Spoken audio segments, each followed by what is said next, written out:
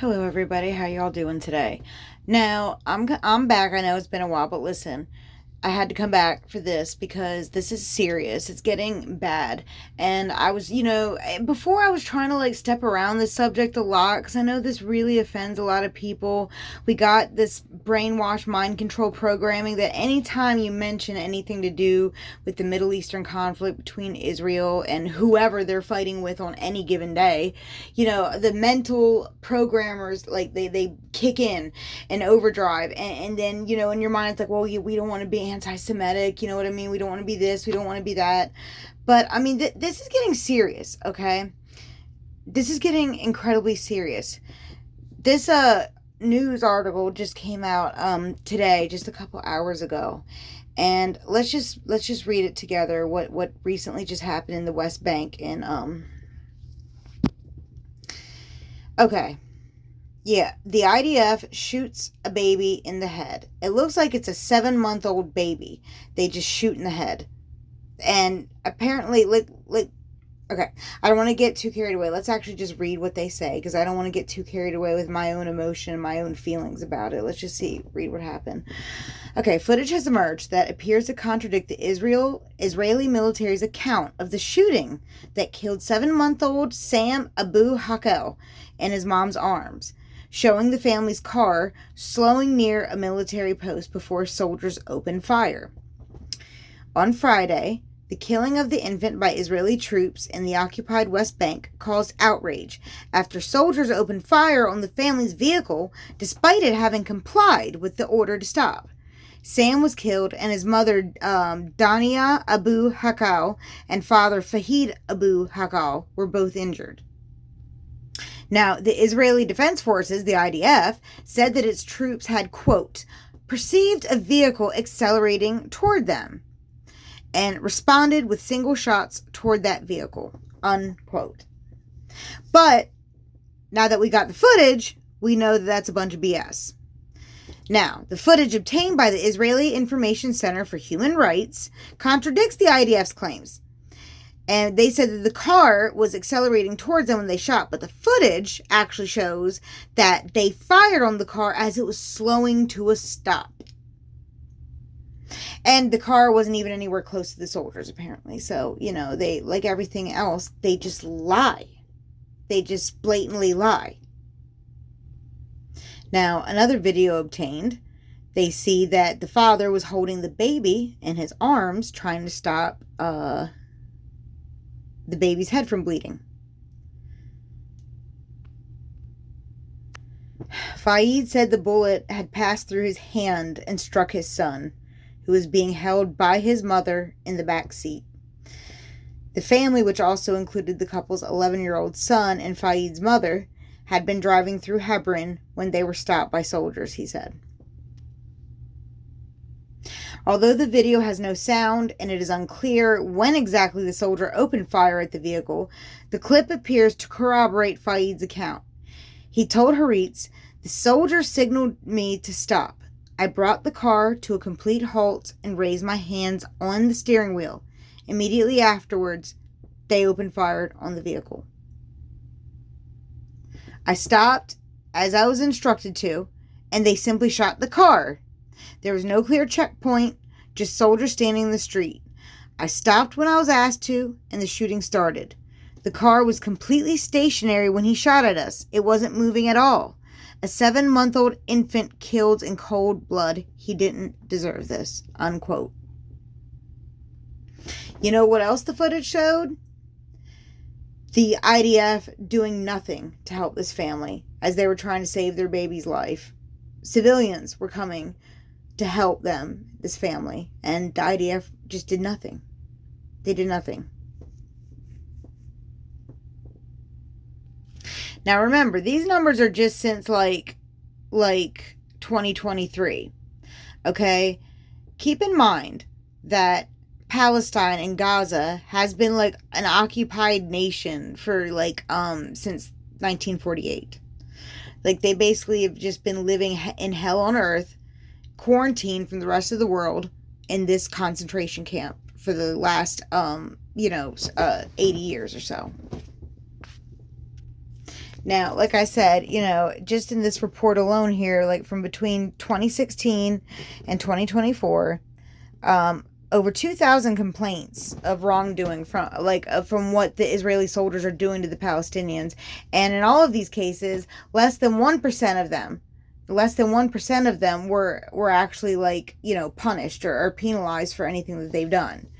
And this story is not like a unique story that I'm reading here. Like this is happening often, all the time in Palestine and on the West Bank. I mean, just a couple months back, we were just reading a story about how the IDF had detained like a toddler, like a 12 or 18-month-old toddler, and like was torturing him, like literally putting cigarettes out on his skin, and did something to his feet and stuff. Just evil freaking stuff that this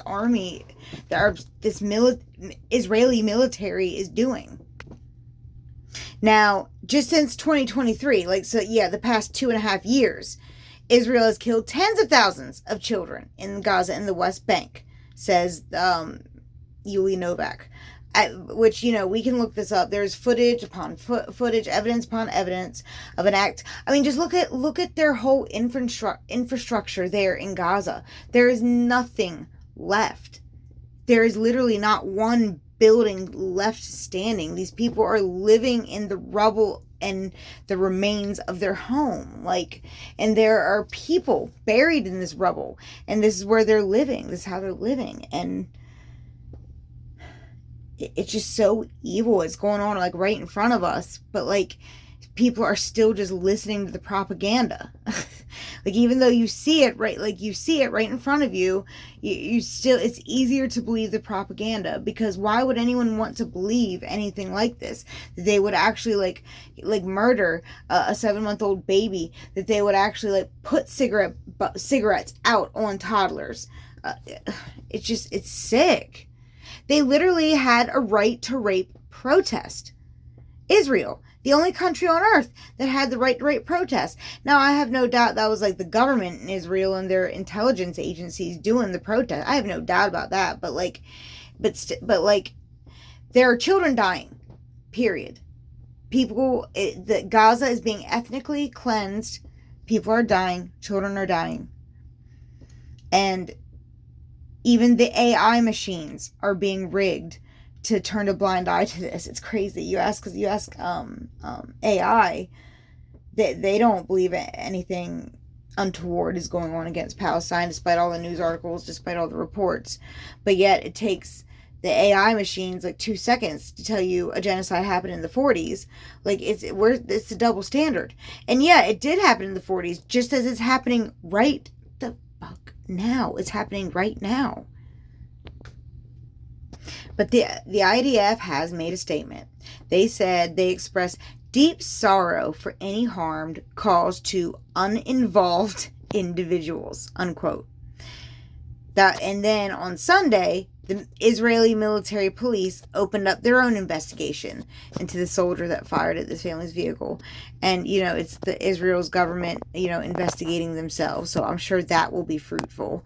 I was being sarcastic if you didn't pick up on that. So, but yeah, it's sick. It's disgusting. And you know what? I'm kind of angry at myself, because I was one of the biggest advocates for the Israel, the country of Israel, and thinking that, it was biblical and this. I can't believe I actually thought that, because the government of modern day Israel has nothing at all to do with anything to the Bible. I mean, a lot of you know my opinions about the Bible, but even if you take everything they say literally, the Israel today has nothing to do with what Israel was in the Bible. It has nothing to do with it. They're not the same people. Genetically speaking, they are literally not the same people. The Palestinians are more closely related to the biblical Israelites than the modern day Israelites are. I mean, that's just a fact. I'm sorry if that offends people, but that's just a fact. There were literally Palestinians there who could have traced their bloodlines all the way back to the times of when Jerusalem fell in back in the 1st century AD.